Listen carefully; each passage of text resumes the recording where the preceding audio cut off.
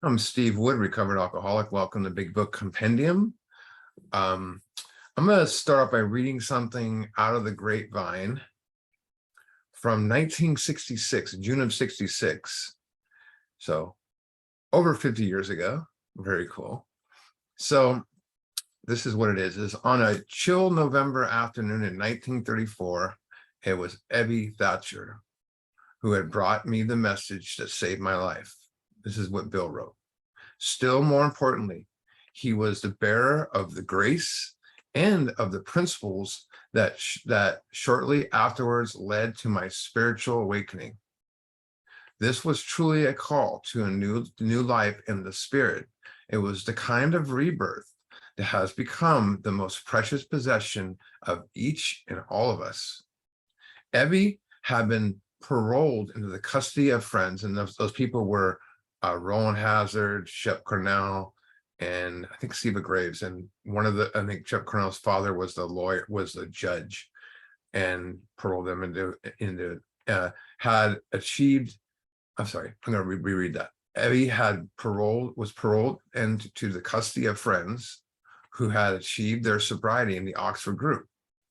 They brought Ebby to New York, where he fell under the beginning influence of AA's great friend to be, Dr. Sam Shoemaker. He's one of the co-founders of the Oxford group, the rector of Calvary Episcopal Church.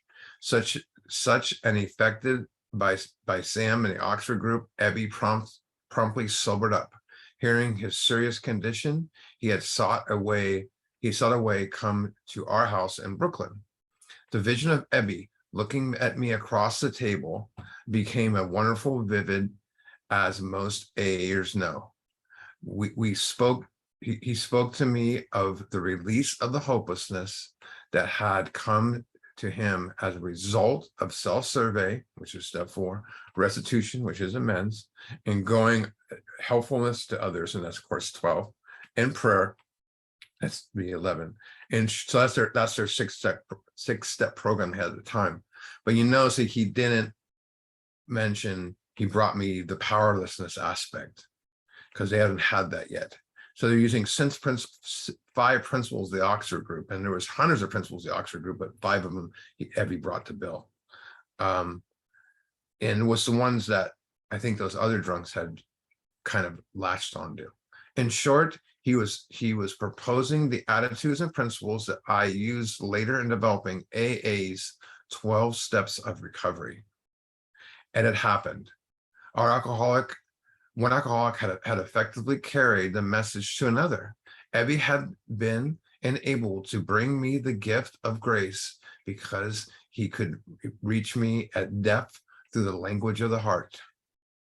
He had pushed ajar that great gate through which many AAers have passed since to their freedom under God. There's some deep stuff there. And, we went over in this book study, and you can find it on the YouTube for first time here, or went there around when we did it. We'll be covering it again in the next couple months. But, Bill was very adamant on what Ebby brought to him that day. And he was very adamant the way Ebby talked to him. And, the one thing that amazed Bill was when he was hanging out with Dr. Bob for, was it 6 months almost?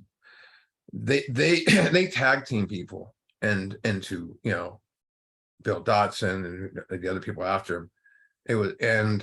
But then Dr. Bob, when Bill went back to New York, developed a one-on-one aspect of sponsorship. And he took a lot of those guys through. In Cleveland, that one-on-one sponsorship became the norm, and Bill went back and saw the one-on-one sponsorship. And it really reminded him of what Ebby had brought to him and how important it was for one-on-one.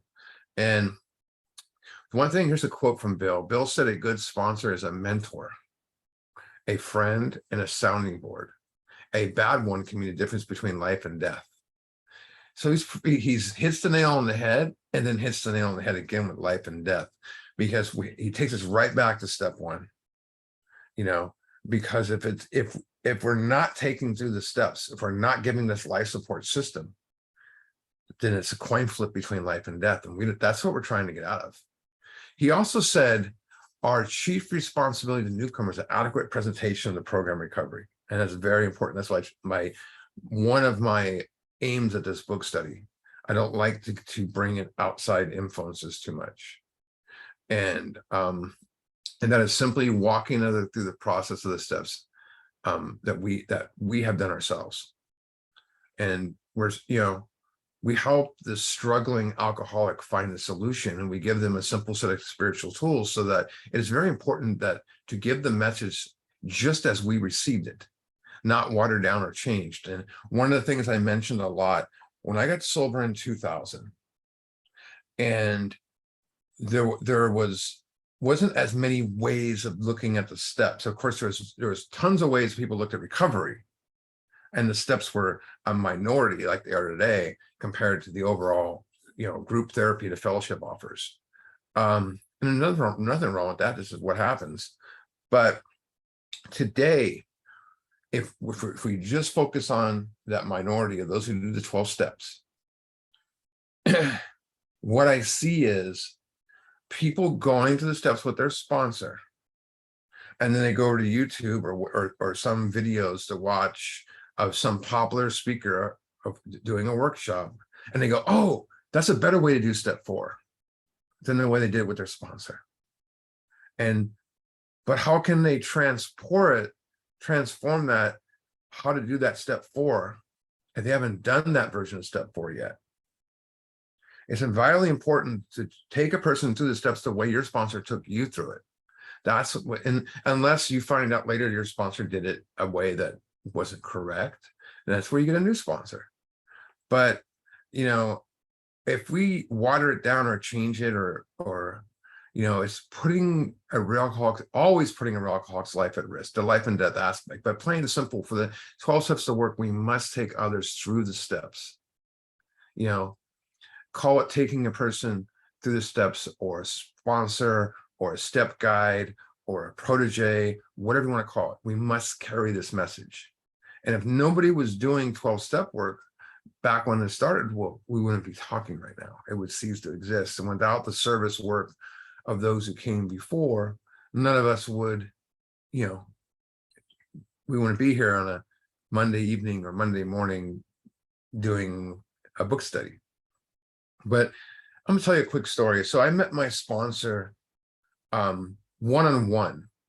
I met him at a meeting, and I walked into this meeting, and what happened was, 7 times in and out of recovery, and 7 times to rehab, dozens of times in and out of recovery. Never got more than 3 months. Never got more than, it was either 3 months or the 3rd step. I would go back out. So it's as if I never did the steps. I would be restless, irritable, discontent at meetings. That means high anxiety, easily pissed off and not satisfied. I would sit on my hands and be miserable, very suicidal, and very unapproachable, very bad aura. And I thought the people that talked the steps were just do-gooders. They're just do-gooders. They're just people that are, those are those do-gooders. That's why I always wrote people off. They were good people as do-gooders. Almost like they were, like saying, oh, that person's a nerd, or that person is weird. I had no idea that those do-gooders had changed their lives to be that way. But misery loves company, and I had got out of rehab a 7th time. I knew I was done, but that didn't mean anything. My friend Derek spoke last couple weeks ago on here about what it's like to drink as a member of Alcoholics Anonymous. Because once you're a member for a desire to stop drinking, you go back out and drink, you're still a member, because you still have that desire. Desire does not stop you. And I look back now, I go, oh my God, no wonder I was miserable when I went back out. But I got out the 7th time, I knew I was done. And then I got wrapped up in just a bunch of BS. And basically what happened was, my roommate, who was clean when I went in rehab, I got out, he was using again, told me to go to the meeting, don't make the same mistakes he did. And I went to the meeting. I wasn't gonna stay back there and get high with him. It was in my head. I'm just, I'm done with this AA stuff. And he walks in and says, with a pipe in his hand and everything, says, don't do what I did.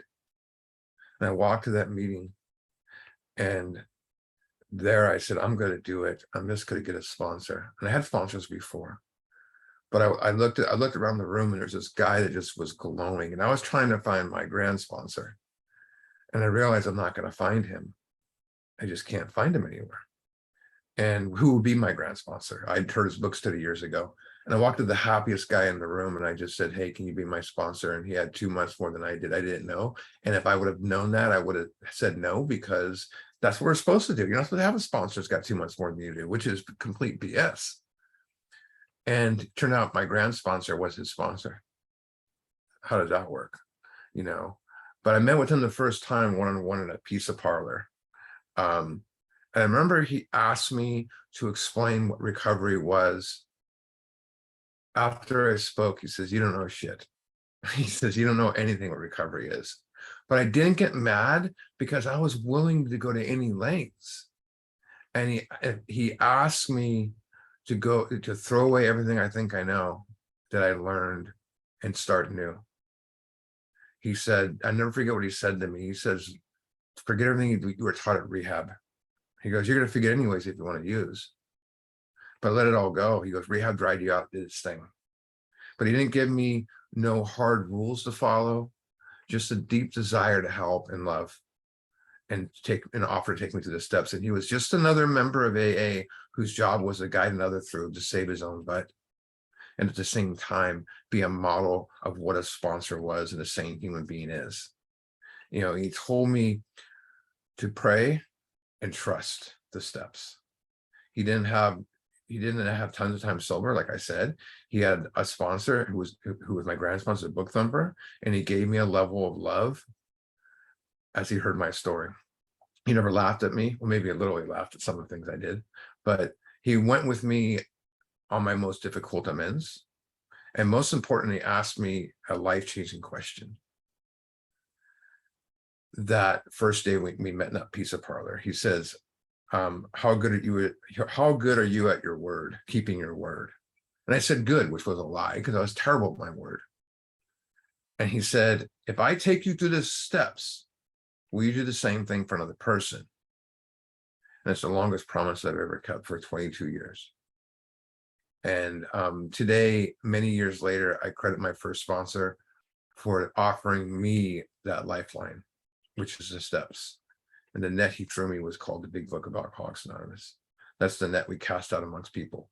And it was the first time in my life I tried following someone else's ideas other than my own. Think about that. While the directions seemed, good ideas, the results were magical. It introduced me to a real solution, a road to happiness and joy and freedom. And had I not been approached me that day, or I had not approached him that day and offered and said he would help me, I would not be among you today.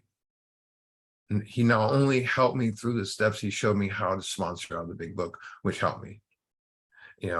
As you know, I'm a Big Book, I don't know, snob, fundamentalist, whatever you want to call it. I do this recipe right out of the Big Book. I practice the 12 steps as outlined in the Big Book. AA as practiced by the first 100 is the way I look at it. Founder's style, a lot of people call it.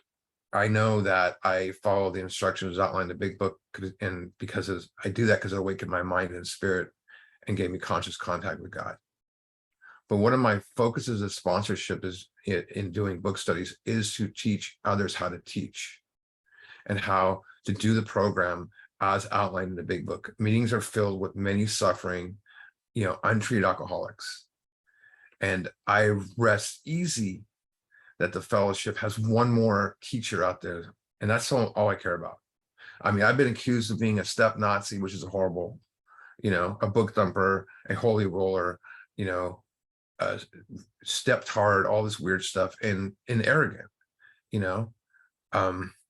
It's kind of disheartening when you're trying not to be arrogant, and just because you're telling the truth, they say you are. And I got brought back to that recently because I lost I lost a lot of weight, right? And when I lost a lot of weight, people come up to me and they go, "Are you sick?" And I said, "No, I was." But I have to look back and go, what's the norm of society when you look at AA in general? And there's some guy in there saying, this is the only way. If you're sick, you're going to believe there's no way this person is. It's outsiders are sick. And it's the same thing when people look at me after I get healthy, they can't, you can't believe it. Someone's healthy, you know. But I've been, verbally threatened by AA members, all by teaching the steps. But I don't change because over the years, I've witnessed the fellowship grow up about me, and I've watched the spirit grow in the eyes of the suffering and be set free. And I've seen people make 180-degree turns. My life has taken a new meaning and by giving away to others. And here's the truth. We will never truly come to have a relationship with this power until we take another person through the steps. I'm convinced that if I neglect what freely is passed on to me, the message, I would lose everything I've gained. But it's not about being sponsored. It's about sponsoring others. That's the biggest part of this. Let's go to page 88. Page 88.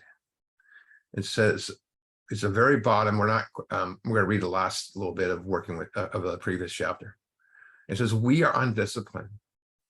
Because I want to point out how Bill closes each step. It's how he closes 11. He's not closing 11.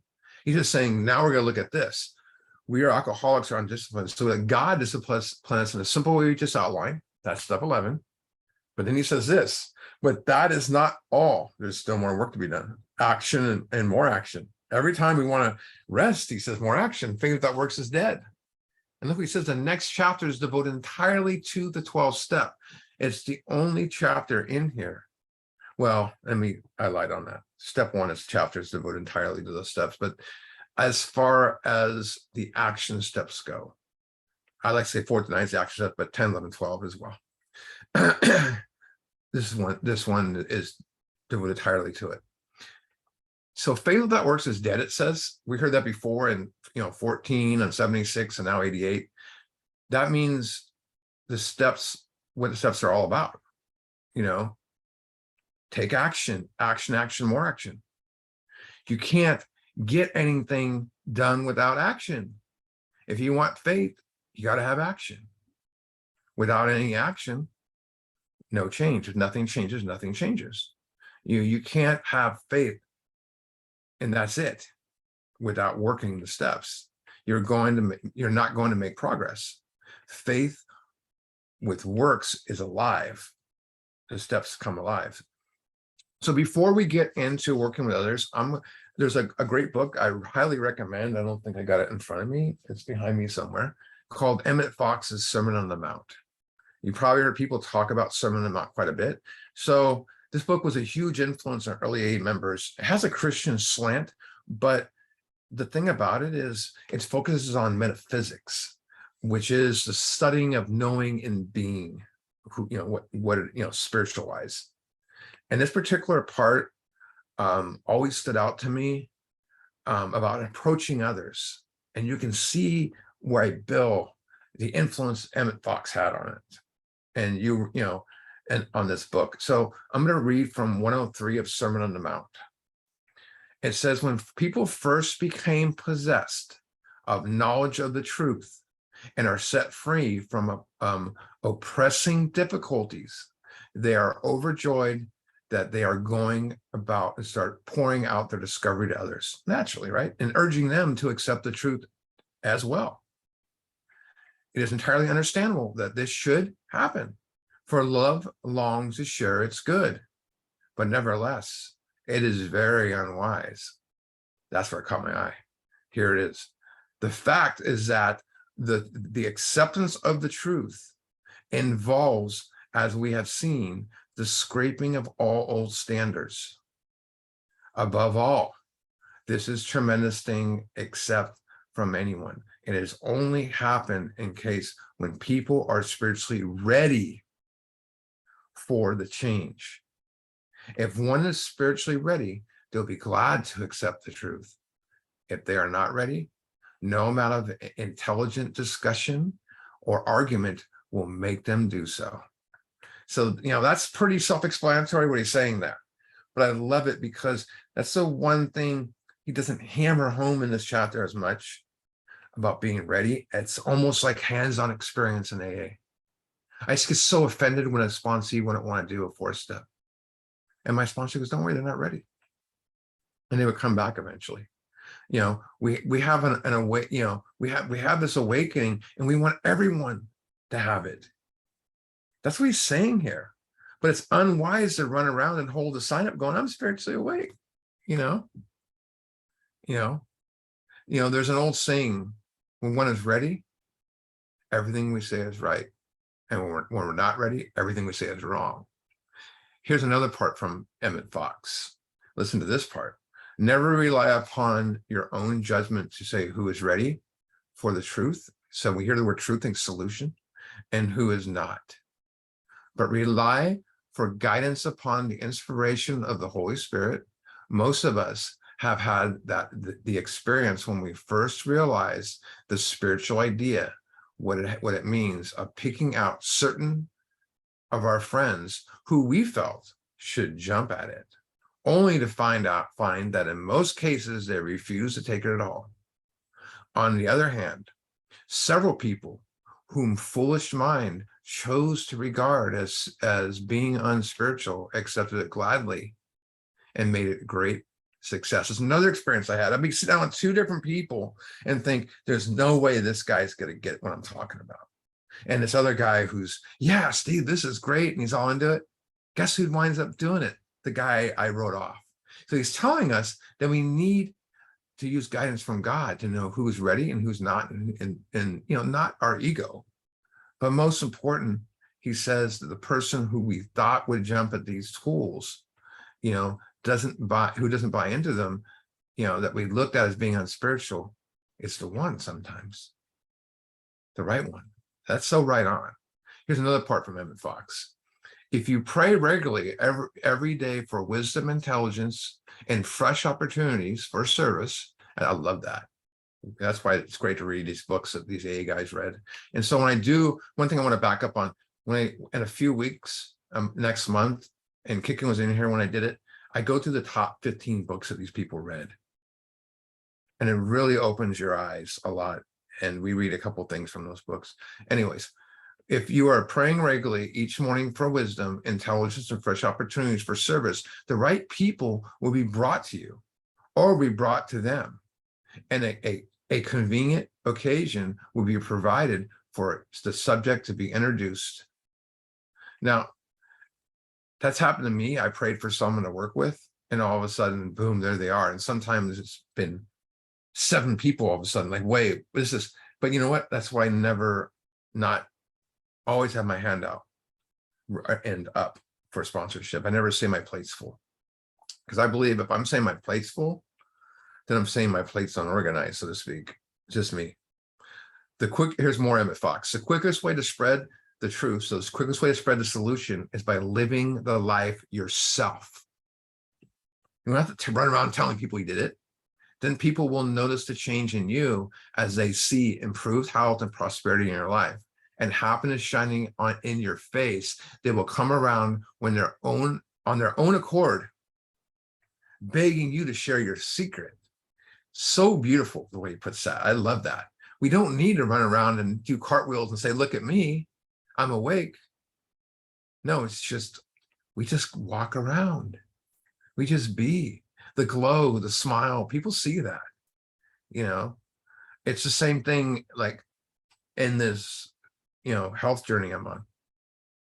I want to run, they want me to, I want to help people. But I realize it's, if I go up and you can't go up and tell someone they got to get healthy. It's just like they go, hey, how did you do it?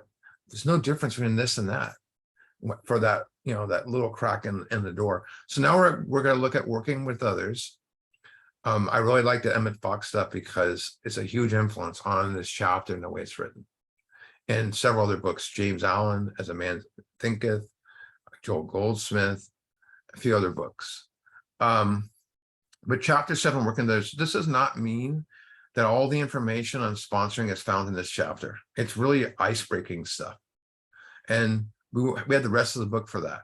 This chapter gives you information of how to work one-on-one with a person and what we, the twists and turns that go with it. So first of all, what I love about this chapter is it starts with promises. So 12-step promises, I like to call them results. Practical, and like, here's the thing is, when you hear the 9-step promises, they're hopes, right? Then they become results. And you read these the first time and you don't even know they're promises. And you sponsor and go, hey, wait a minute, these are promises or results. Practical experience shows that nothing will so much ensure immunity from drinking. And think what immunity means. I mean, protection, right? From drinking as intense work with other alcoholics. What Bill is saying is practical experience shows that nothing will so much guarantee immunity, natural resistance against disease from, as intense work with others. Straight to the point. It works when other activities fail. This is our 12th suggestion. Carry the message to other alcoholics. Pretty interesting.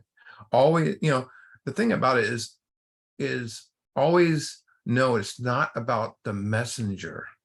It's about the message.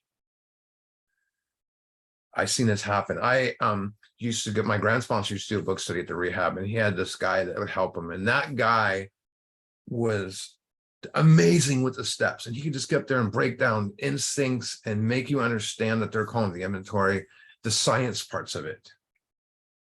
And then he came to the book study one night and he said, such and such went back out. And everyone's jaw dropped to the ground because the guy could explain it. He couldn't apply it. And right next to where we're doing the meeting is the farm, the county jail. That's what they call the farm out here, the work farm. And someone says, where's such and such? And he opened up the blinds to expose the jail. And he says, it's not the messenger. And he pointed out there to the jail. It's the message. And it was this, I went there and I went, whoa, because I did not know what happened. And the guy just couldn't apply it, but it's very important. It's never the messenger, it's the message. You can help when no one else can. You can secure their confidence when others fail. Remember, they're very ill. That's pretty deep words. Ill means unsound health, right? It's not the first time he uses those words to describe us as a sick person. And this time he wants to remind us the people we're working with are sick. Mind, the insanity, the body, and the spirit, right? So that's what we're looking at here. Look at this. Life will take on a meeting to watch people recover. He said, they're ill with unsound health, which catches, we're like, whoa, he just says these people are sick. And now he's saying they can be restored to health. Look how quick that came. We can recover, he's saying. We're working with a person who's extremely ill, but we can recover. To watch people recover. Life will take on a new meaning to watch people recover, to see them help others.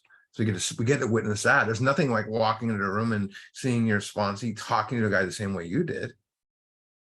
It's just all that stuff gets passed on. To watch the loneliness vanish, to see a fellowship grow up about you, to have a host of friends. This is an experience you must not miss. We know you will not want to miss it. This is one as an underliner right here. Frequent contact with newcomers and with each other is a bright spot of our lives. If someone had told me, 22 years ago, 23 years ago, that Steve, in 22 years, the bright spot of your life is going to be sitting in your office hearing a fifth step for 7 hours, hearing, this person's life story, I would go, hell no. My whole life was my motives. What am I going to give to have what I want?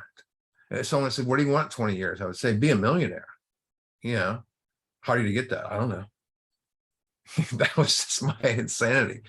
I didn't care who I ran over to get anything I needed. I had zero interest in others.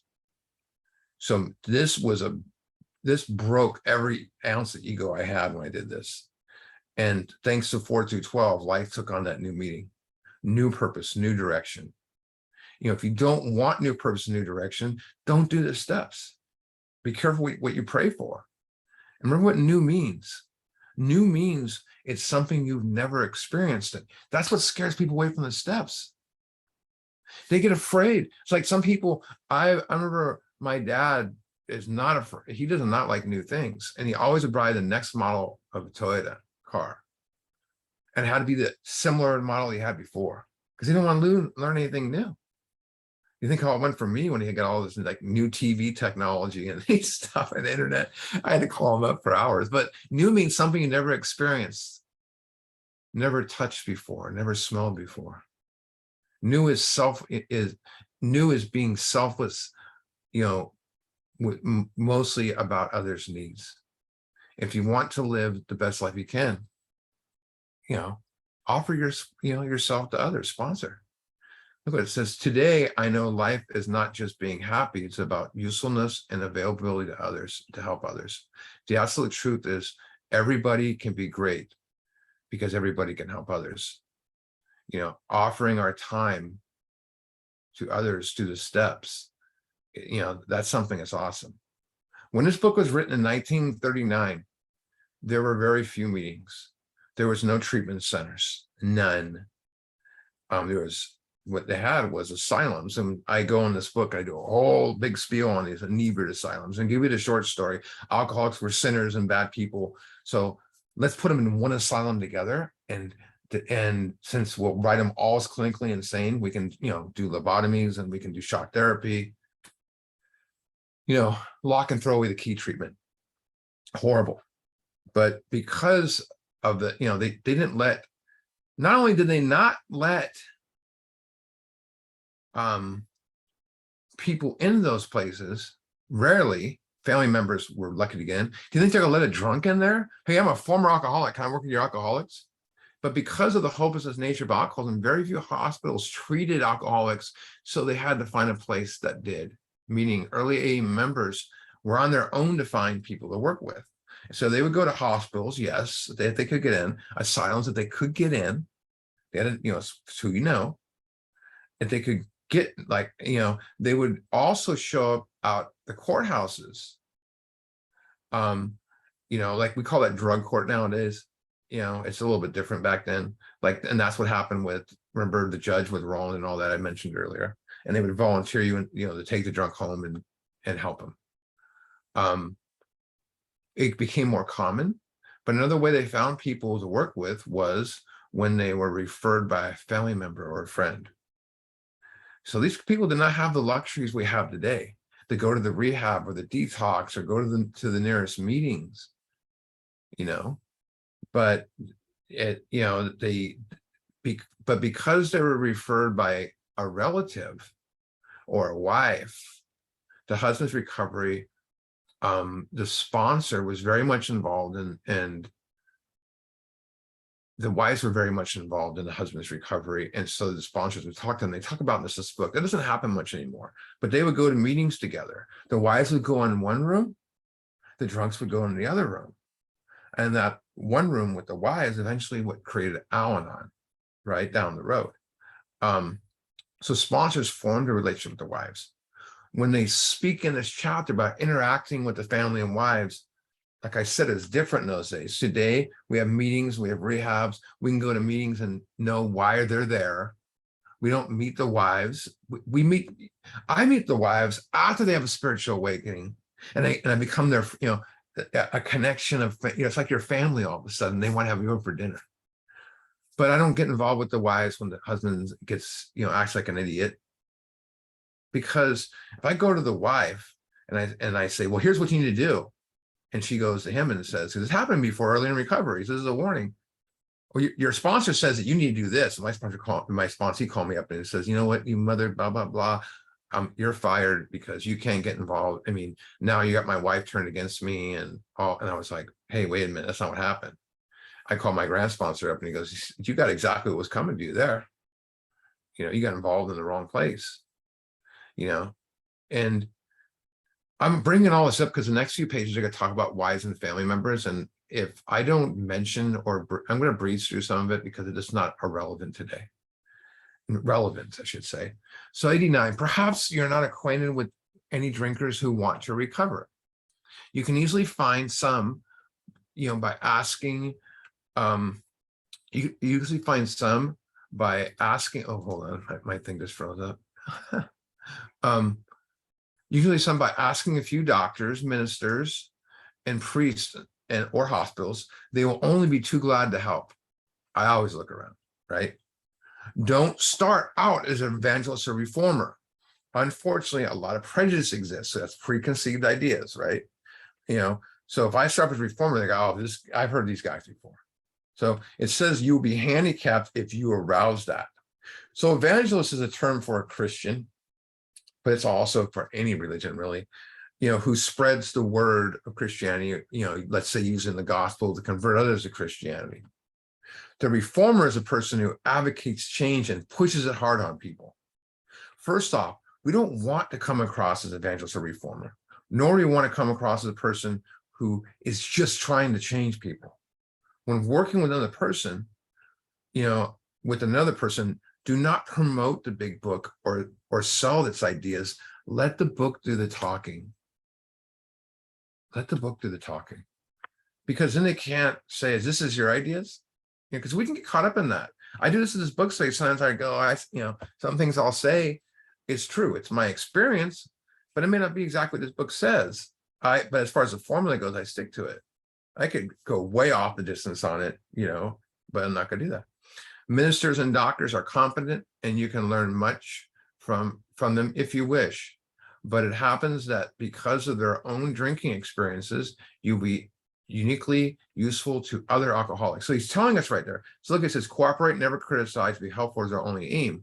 But I want to point this out.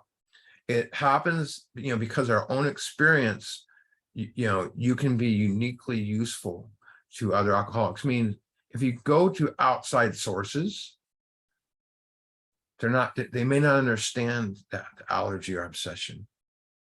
I mean, a priest is going to be great for your fifth step for a confession aspect. And that's the first two columns. That priest is not going to understand the third column or the fourth column, the selfishness part and all that. I recommend if you need to go to a priest or a rabbi or whatever, first go to an alcoholic and then go to that person. Look what it says now. It says, when we discover a prospect for Alcoholics Anonymous, find all you can about him, which means ask him questions. If he does not want to stop drinking, don't waste time trying to persuade him. You may spoil a future opportunity. So when I first meet a guy, it's usually at meetings, right? I'm going to use that as I go to rehabs, like 4 different rehabs to sponsor. I got 7 or 8 avenues I go to.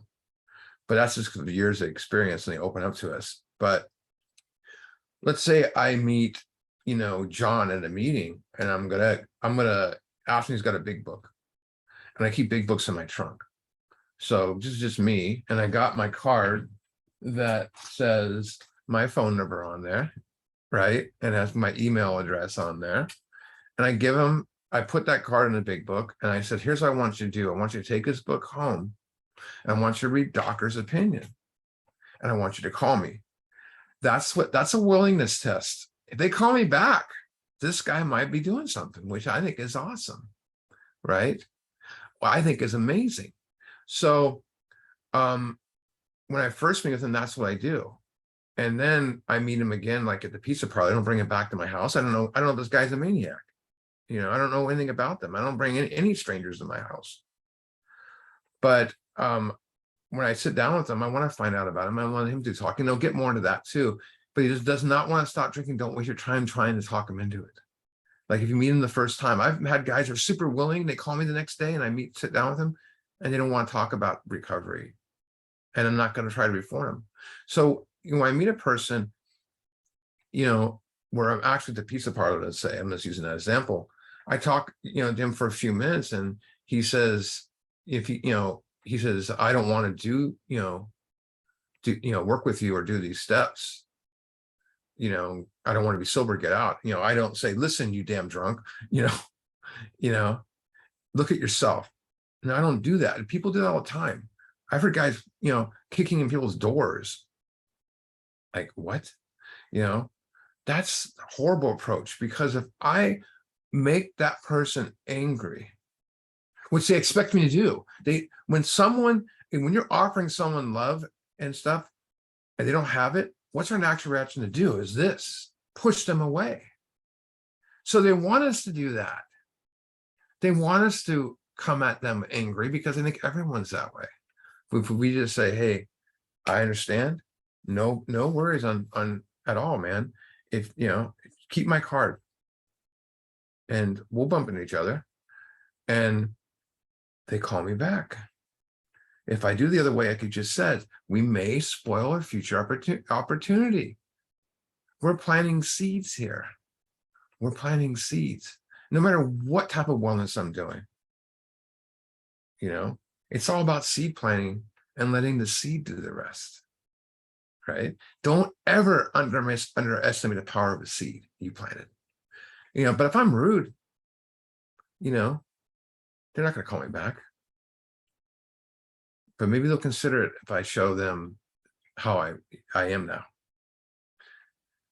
This advice is good for his family too. They should be patient, realizing they're dealing with a sick person. If there is any indication he wants to stop, have a good talk with the person most interested in him, his wife, and get an idea of his behavior, his problems, his background, the seriousness of his condition, and his religious learnings. We can get all that from the sponsee now. I want to find out what he's got, what his backgrounds are. That's all the ice-breaking stuff. But not ask him religious learnings until we get to the second step, halfway through it. You need this information to put yourself in his place, to see how you would like him to approach you if the tables were turned. Sometimes it is wise, this is very important, to let him go on a binge. Just be kind of like when he says, I want to do this, don't chase him. Don't persuade him. I hate to say it, but sometimes, let him go on a binge. The family may object to this, but unless he is a dangerous physical condition, it is better to risk it. Don't deal with him when he is very drunk unless he is ugly and the family needs your help, which means ugly meaning he's throwing stuff to the window. I call the cops. I tell the wife to call the cops, and you need me to come by and I'll bring some people with me, but I try to avoid that. I don't like to get involved in that for the end of the spree, or at least a lucid interval. So what they're saying here is what we need to wait till the guy gas runs out of the tank, till he hits that wall. If they are a real alcoholic and they say, I can't do this, I'm not ready, I need to go back and experiment. We're talking about experiment number 1, which you go, and just to refresh us, let's go back to 31 and see what they mean when they come back and they say, oh, I just picked up. No, this is what they really do. And a lot of us have done this. On 31, bottom of the page, we do not like to pronounce any individual an alcoholic, but you can quickly diagnose yourself. Step over to the nearest bar room and try some controlled drinking. Try to drink and stop abruptly. See, we don't do this on purpose. Try it once more. It will not take you to decide for yourself. You're honest about it, and maybe worth a bad case of jitters to get full knowledge of your condition. Some of us have done that in the bar room, at the crack house, at the tweaker pad, or whatever it is, or the doctor's office getting more pills, whatever it is. So that happens a lot, and it works. So don't chase them. Let them discover for themselves. I know guys that go to San Francisco, it's an hour away. Oh my God, I heard he's using it in San Francisco. Let's go find him. What's that going to do? The guy's getting high and he's on that spree. There's nothing you can do to stop him. I mean, I don't get all that, but that creates a lot of controversy. Then, okay, back to the book, back to where we were and working on this. Then let his family or friend ask him if he wants to quit for good. And that's something that happens with them automatically. If he would go in extreme as you do, if he says yes, then his attention should be drawn to it as a person who has recovered. That's one thing I mentioned in that first talk at the pizza parlor. I'm a recovered alcoholic. And I tell them that, or they ask me, You said you're a recovered alcoholic. You can't be recovered. And I explained to them, I opened the title page. The first page I showed them in the book. But, that's the thing, is back to the book. It says you should describe him as one of the fellowship who's part of their own recovery, try to help others who'd be glad to take him through the steps if he cares to see you. I got to mention that these, you hear about interventions. There's even a TV show with interventions. If they're a real alcoholic, interventions rarely work. 90% of the times they don't work. I mean, you sit there and cut the whole family to cut them off. Like my nephew's, a junkie now. It's hard. And my family members are a bunch of normies, except for my mom. My mom's an Al-Anon. And, he called my mom the other day and asked for money. She said, I'm not giving you any money. I was really proud of my mom. She back in the day, she gave me money. So she went to Al-Anon. But the thing is they want me to do interventions. I said, if I do an intervention and I'm like, I'm going to cut you off, you don't stop, then why he would be mad at me. He may never ask for my help. And we've talked before a few times. We have to wait until they're ready. Like we read at the beginning, ready. I like to tell, and one of the greatest icebreakers we can tell to someone is, have you ever heard of Alcoholics Anonymous? I like to find out what they've learned in rehab before. Look what it says next. If he does not want to see you, a lot of times they don't, never force yourself upon him. Never should the family hysterically try to plead with him to do so, to do anything, nor should they tell him much about you. Don't text them, don't drive by their house, don't chase them down. I did at the beginning. As a matter like, why are you chasing him? Because we might spoil our future opportunity, piss them off. That guy's a weirdo, they think, I know we get really excited when we get our first sponsees, but we have to take in mind that they're a real alcoholic. We're dealing with, expect the unexpected, expect to do the stuff that you would do. Remember, they lack human power, which means, their human power has failed them. How is your human power going to help them? That's one of the controversies of meetings, They say human power has failed us, but the group keeps me sober. That's a whole other discussion. So here's the solution. Check this out. They should wait for the end of his next drinking bout. You might place this book here so he can see it in the interval. Hey, Kickin', someone just came in here. If you can put what page we're on. Oh, we're on 91. I see now. 191 if you just got in here. So we're in the bottom of 90 right now. Here, no specific rule can be given. The family must decide, now we're on 91, these things, but urge them not to be over anxious, for they might spoil matters. Usually the family should try to tell your story. So this stuff's kind of irrelevant now because family members, they leave it up to us. When possible, avoid meeting a man through his family. Approach through a doctor or institution is better. It's just saying going to rehabs and stuff is what they're really saying here from modern terms. If you're a man needs hospitalization, that means detox. He should have it, but not forcibly unless he is violent. That means commit him. I mean, I've had guys, you want to go to detox, and they're drunk, they start swinging us and stuff, and I'll say, call the cops, and we have them committed, and 40-hour hold. And sometimes that changes people, it drives them out, and then we can get them in a place. But let the doctor, if he will, tell him he has something in the way of a solution. That's more like counselors now, hopefully. That's why I love sponsoring guys at rehabs, because there's no interference. There's nothing really left for him to do but the steps. And on the flip side, as I learned, my real number one, I was welcome to the Alcoholics Anonymous. So my number one thing is Alcoholics Anonymous and the other fellowships that do the big book. But I love rehabs. I love detoxes. I love sponsoring guys there, but we're all temporary sponsors at rehabs usually because they're going to go back somewhere else to live. And most of those guys are forced to be there. So we might hear their fist up when they're in rehab, but may not be ready, but it's our gain, you know. Back to the book. It says, when your man is better, the doctor might suggest a few visits from you, say the counselor, right? Though you have talked with the family, leave them out of the first discussion. Under these conditions, your prospect will see you're under no pressure. So this is kind of still for us, the talk in the pizza parlor I was talking about. He will feel you can deal with it without being nagged. Like calling him while he is still jittery. That happens. Yeah, you might see him in meetings like that. He may be receptive when depressed. That happens too. But here's the thing is, there's an aspect of being depressed and being motivated at the same time. The mixture of those will say, I'll do anything.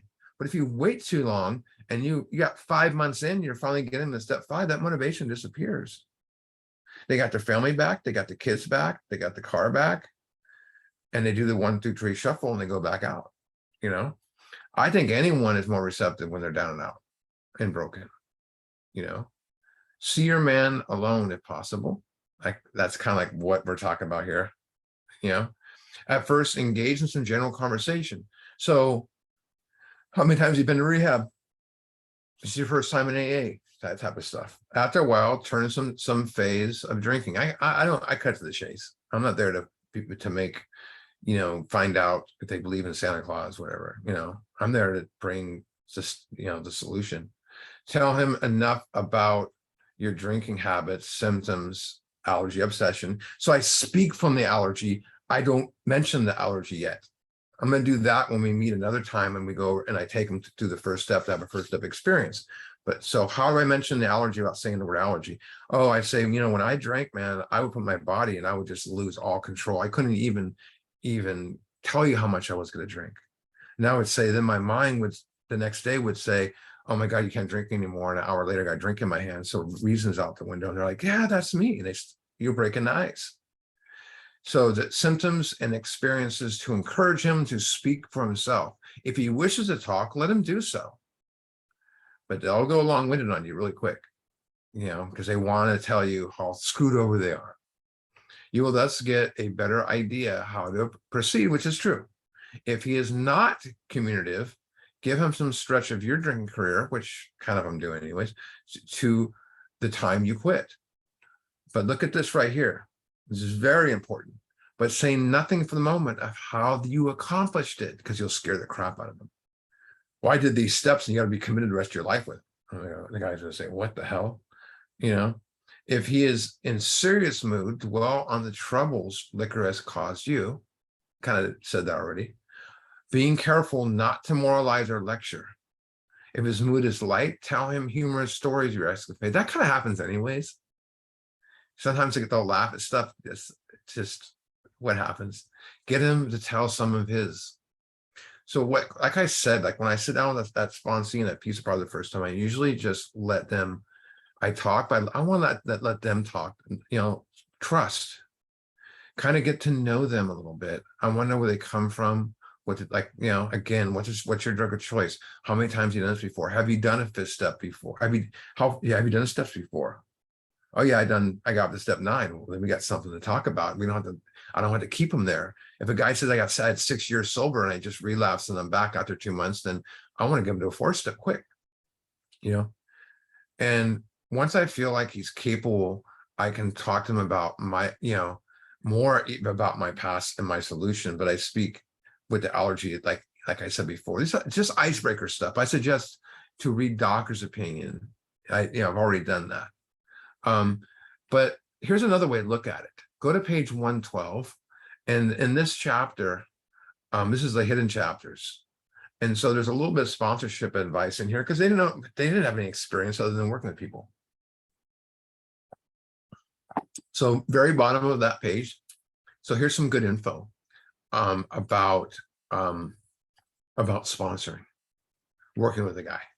Show him your copy of this book and tell him what you have found out about alcohol. So I always bring my thing. That's allergy obsession. Show him that as alcoholics, the writers of this book understand. I do that too. Tell him some of the interesting stories you have read in this book. If you think he will be shy of the spiritual remedy, ask him to look at the chapter on alcoholism. I don't bring up the spiritual stuff right away. Then perhaps he will be interested enough to continue. If he's enthusiastic, your cooperation will mean a great deal. If he is lukewarm or thinks he is not alcoholic, we suggest to leave him alone. There's that suggestion again. Avoid urging him to follow your program. The seed is implanted in your minds. Like I said, never underestimate the power of the seed. Let's go back to 91. So there's some good advice there. You know, when he sees you know all about the drinking game, commence to describe yourself as alcoholic. I've already mentioned that. It's very important not, I don't get into war stories here. That's not what I mean. Then I drove off this cliff and this happened. No, I talk about what I was like in the insanity aspect. Because a lot of these people know they're not alone in the alcoholic aspect or the using aspect, but they think they're all alone in the insanity aspect. And the restless cerebral discontent, the resentments, they think they're the only person to victimize stuff. So tell him how baffled you were, how you finally learned that you were sick. Give him the account of the struggles you made to stop. Show him that the mental twist which leads to the first drink of his free. That's kind of like what I meant. I talk about the strange mental blank spots. And I don't use those words necessarily. I use my own words. As, you know, I would drink and there's like hazy aspect, you know, and the guy will say, "Oh, you mean triggers?" And I say, "No, don't even go there." You know, and that's rehab talk, you know. And then what if I think he's ready, we'll go right into doctor's opinion, you know. But we suggest, like, if he's read doctor's opinion, he's sitting in front of me, I quiz him on it. So what stood out in you here? If he says allergy obsession, he's into it and everything like that, and he's you know, he's getting straight A's. But if he's completely off filter on it, but I know he read it, then I need to walk him through it deeper.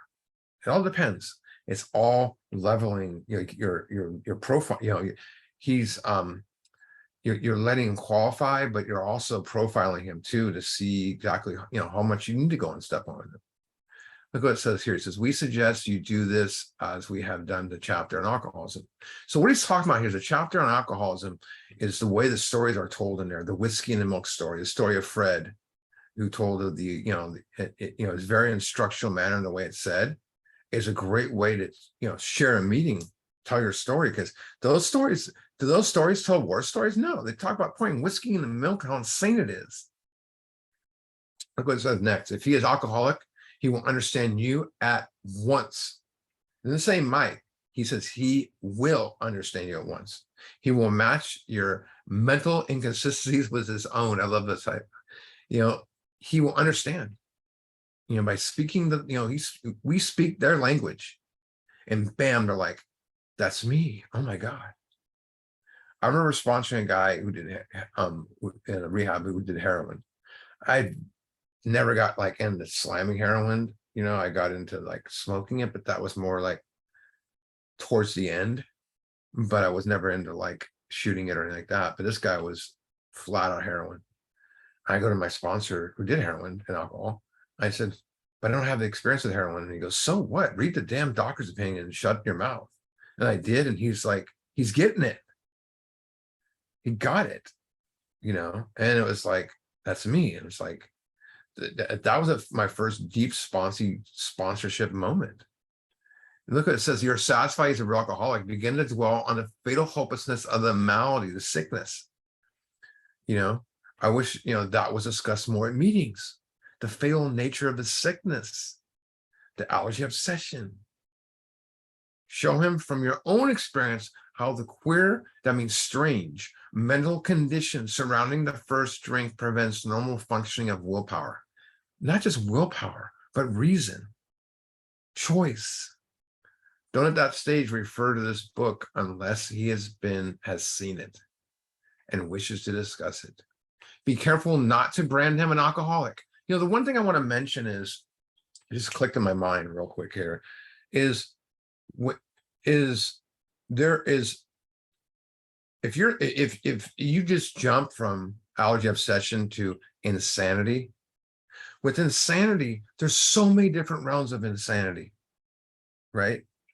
And your insanity may not match with his. As I'm not talking about that saying the first drink, I'm talking about the crazy stuff we do and resentments and stuff.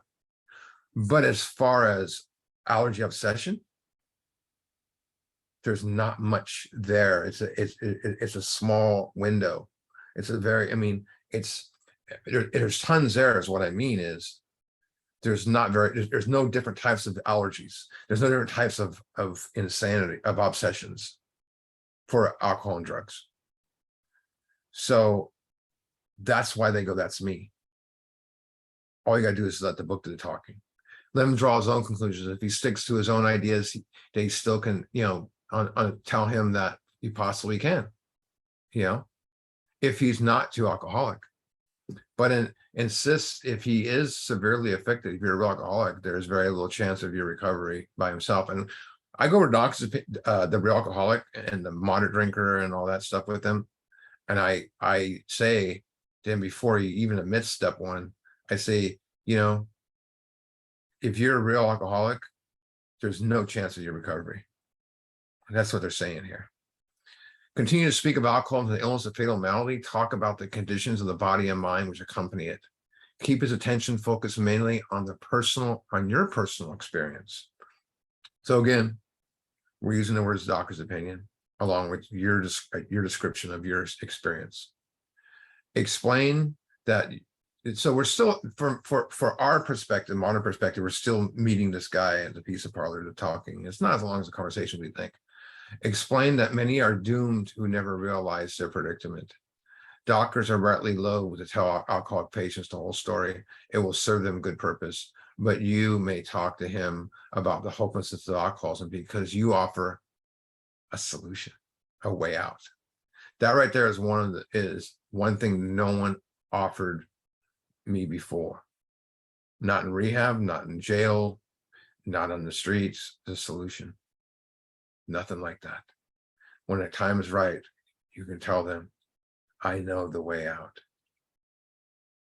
Perhaps, for the first time in their life, you will soon have your friend admitting he has many, if not the exact same traits that you do. Tell him that he is a real alcoholic, so much the better. Even though your protege may not have entirely, admitted his own condition, he has become very curious to know how you got well. Let him ask the question. Let him ask a question. Tell him exactly what happened and stress the spiritual freely. I love that. Because that's what happens. Let them ask, so how did you kick this? I mean, it might be simple. I had a friend. I used to go to his trailer that he lived at and bring him a sandwich every day and bring him, groceries. Hey, what do you need at the store? He was a dope shooter and an alcoholic. And then one day I'm walking out of his thing, about 7 months of doing it. And he goes, can I ask you a question? How did you kick it? How did you beat this thing? And I went back, I'll be right back. And I brought the car and I gave him the big book. I said, this right here. And I took him, and he's sober today. Tell him what happened. The thing about it is, I told him what happened, and I didn't hold back. He was interested. So I was going to tell him, look at this. If the man be agnostic, that means he's looks at the stars at night and think maybe there's something here. Nah. Or he's just unsure, skeptic, or an atheist, someone who thinks they reject God. Make it emphatic that he does not have to agree with your conception of God. Anyone can have an experience doing the steps. I don't care if you're atheist or agnostic. He can choose any conception he likes. Here's a condition provided it makes sense. I think that kind of rolls out the doorknob. The main thing is that he be willing to believe in a power greater than himself and live by spiritual principles. So that's a question to ask. So when explaining step 2, that is why we use the big book, because It explains to choose your own conception of God, and how and where we find the power. How we find the power, 4 through 9. Where we find the power, page 55, deep down within us. Right? That just, boom, that's all you need to do in step 2. And ask them if they're willing to believe in the power greater than themselves. So when dealing with such a person, you better use everyday language to describe spiritual principles. Doesn't mean use the word sin or Holy Spirit or Buddhas or Buddhism words, or use everyday words like joy, love, happiness. There is no use for arousing any prejudice you may have against certain theological terms. They could be a closed-minded Christian, a closed-minded Buddhist. They could be an atheist, agnostic, whichever they believe they are. He may already be confused. Don't arise such issues, no matter how much convinced they are, to avoid us. This next paragraph is the bullseye. So we may get the minister's son, who knows way more about the Bible than we've ever known, or a Buddhist that knows way more about their books than we do, or the Taoist that knows way more about their books. Right? Look what it says here. Your prospect may belong to religious denomination. His religious education and training may be far superior than yours. I grew up Christian. I grew up, but this guy's lived this. He knows the Bible inside and out. In this case, he's going to wonder how you can add anything what he already knows. But he will be curious to learn why his own convictions have not worked and why yours isn't work. So this is so right. It's happened lots of times. Just your presence and speaking about your spiritual life begins to question his own and why his own beliefs have not worked. And this guy in front of me is beating this. He may be an example of truth that faith alone is insufficient. Underlying stuff here. To be vital, essential, faith must be accompanied by self-sacrifice, unselfishness. That's step 12.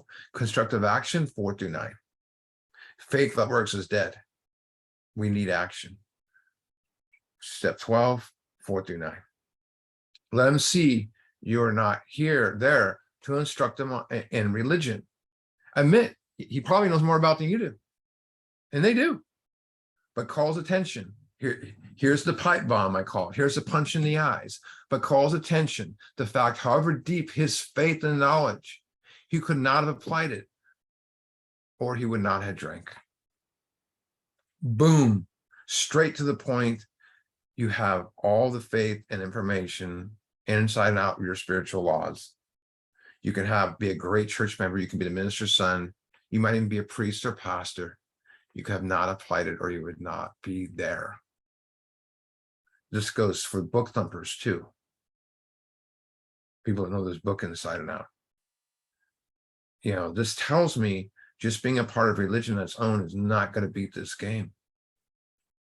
I need to have an experience with this power.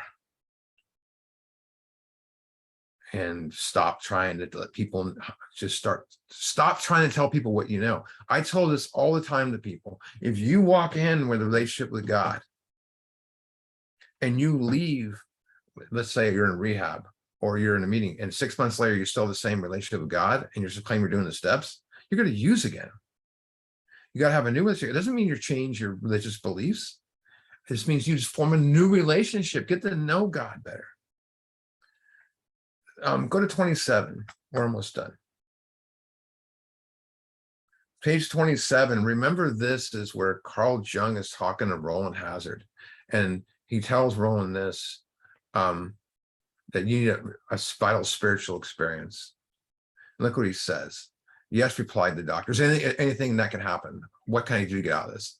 Except as your cases have been occurrence early times. Here and there, once in a while, alcoholics have vital spiritual experiences. To me, these occurrences are phenomena. They appear to be in the nature of huge emotional displacements and rearrangements. It's like 6 and 7. Ideas, emotions, and attitudes, which once the guiding forces of the lives of the men are suddenly cast to one side, like in 6 and 7. And a completely new set of conceptions and motives begin to dominate them. Spiritual awakening. In fact, I've been trying to produce such an emotional arrangement within you. With many individuals, the methods, which Carl Jung was a genius, I employ are successful, but I've never been successful with alcohol in your description. Upon hearing this, our friend was somewhat relieved, for after he reflected, after all, he was a good church member. This hope, however, was destroyed by the doctor telling him that while his religious convictions were good, in his case did not spell the necessary vital spiritual experience. When Jung was saying, you can have all these great spiritual beliefs and ideas, but those beliefs and ideas will not give you a spiritual conversion, awakening experience that you desperately need if you are an alcoholic to overcome alcoholism. Being a Sunday worshiper isn't enough. If you wish to overcome alcoholism, we need deep-seated spiritual life. And that is not knowing about God. That's knowing God. There's a big difference between knowing about God than knowing God. There's a difference between believing and knowledge, right? Knowledge comes only from experience. Anything else is theories. We need to be rocketed into that dimension because we're sick. Go back to 93. We're almost done. Perhaps your story will help him see why he has failed to practice the very precepts he already knows. We represent no particular faith domination. We're dealing only with general principles of, common with most denominations. Sometimes you often hear in Recovery Man, the big book is based on the Bible. When someone says that to me, I look at the person, I say, they just come from the same place. These principles come from all sorts of religious and philosophies, all avenues. That's why it works. People have been making amends for thousands of years. Confession goes way back. None of, this is super original. What is original in step 4? Bill took a simple confession and asked us the question, how it affected me. What's my part? What's my mistake? And that, why we did it. That's the instincts. So you can see exactly what drove us to those resentments and fears. I don't care how many times, you have confession, admitting your wrongs, to a priest or a family member or a friend. Have you ever admitted the exact nature of your wrongs?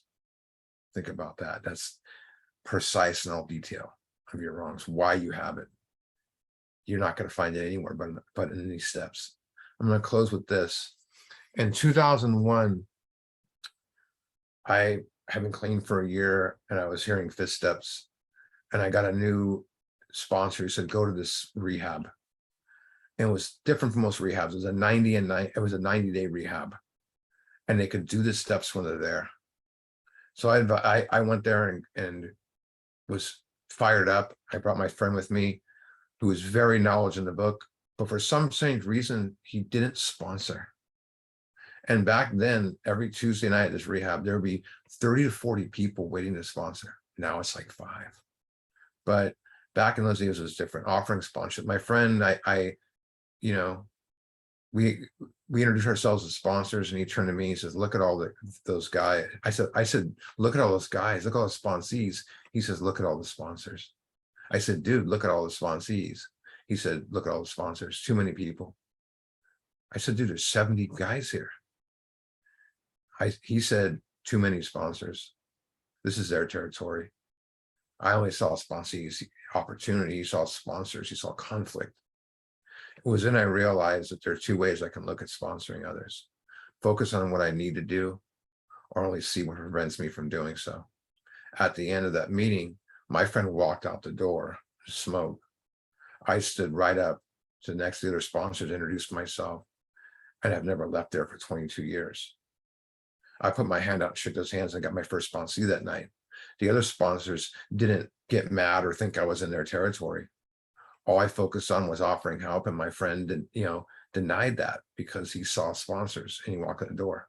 The point is don't be overwhelmed, where there's so many sponsors in the room. Don't be intimidated because there's lots of time or book knowledge. Don't deny anyone, just do it.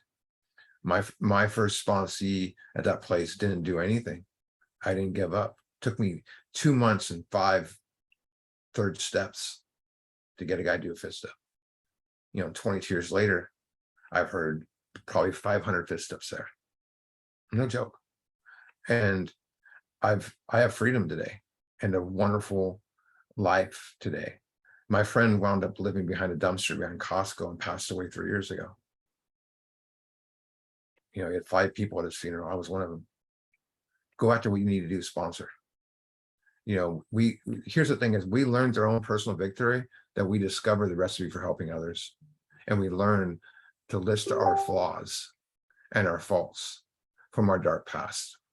And it's not just the key for ourselves, the key to the future, it's the key to life for others. And we cannot change the way another thinks or what they choose to do. We can offer them what's freely given to us, even if they refuse it, even if they don't want to follow it, even if they turn us away.